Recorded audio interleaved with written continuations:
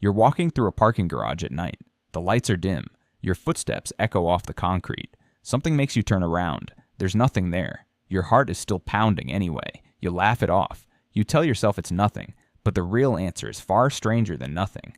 That jolt in your chest didn't come from you, not really. It came from something your ancestors built, tested, and passed down hundreds of thousands of years before parking garages, streetlights, or concrete ever existed. Your brain doesn't know it's the present day. It doesn't know about security cameras or asphalt or how unlikely it is that anything is actually stalking you between two parked cars. Part of your mind is still doing exactly what it has always done. It's scanning for teeth and claws. Why would a piece of your mind still behave like this? To answer that, you have to go back. Not centuries. Hundreds of thousands of years to a time before agriculture, before cities, before anything you'd recognize as civilization. For almost the entire span of human existence, you were not the strongest creature in the room. You were not the fastest either.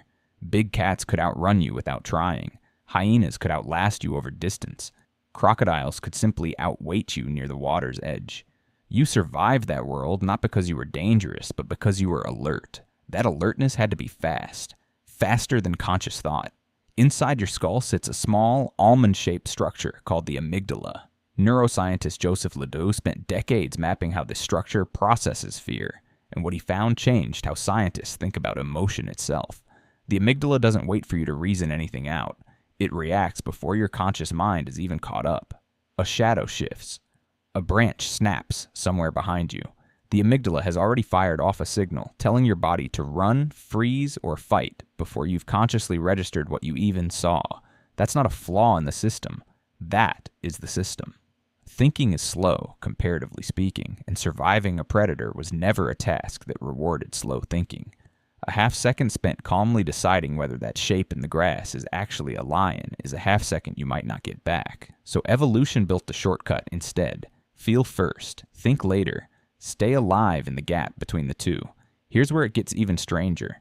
Psychologists Arno Ullman and Susan Minica ran a now-famous series of experiments testing how quickly people could spot different objects hidden among other images.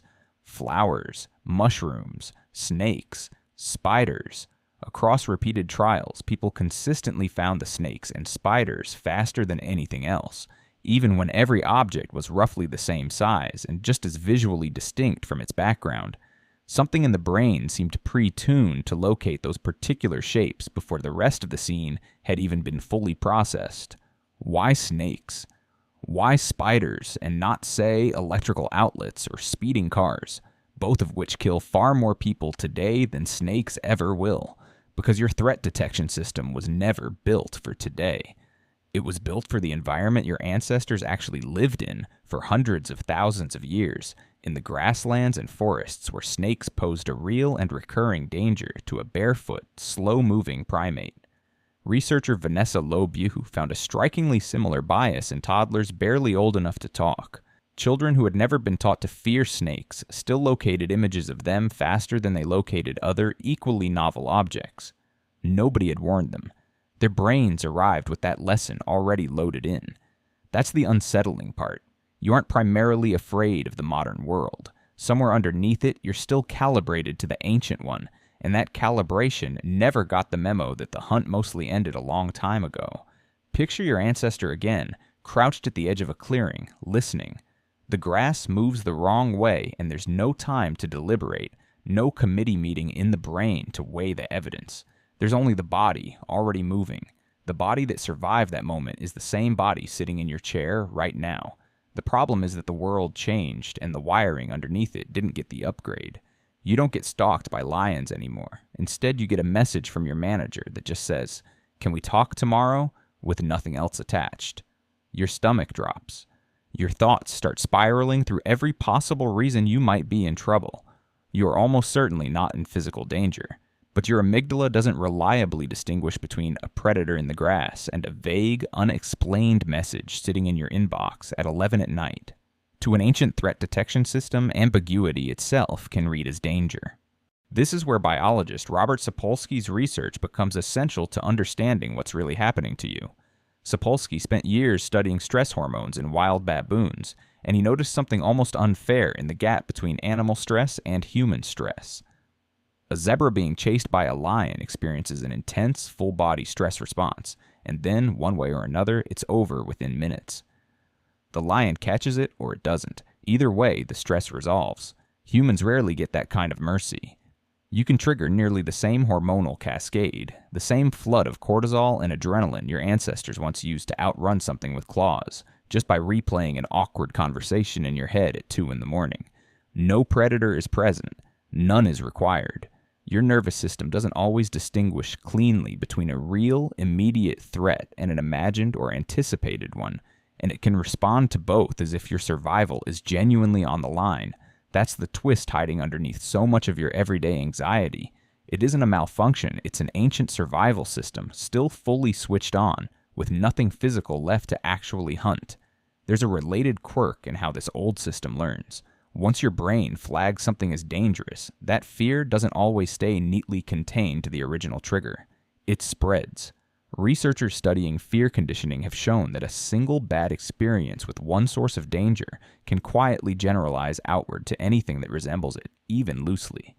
A person who once had a frightening encounter with one dog can end up flinching at the sight of any dog, then any loud bark, then sometimes even the leash hanging by the door.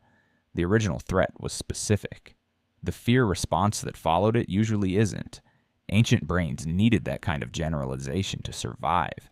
If one kind of snake was dangerous, treating all snake-shaped things with caution was a far safer bet than learning the difference between species one bite at a time.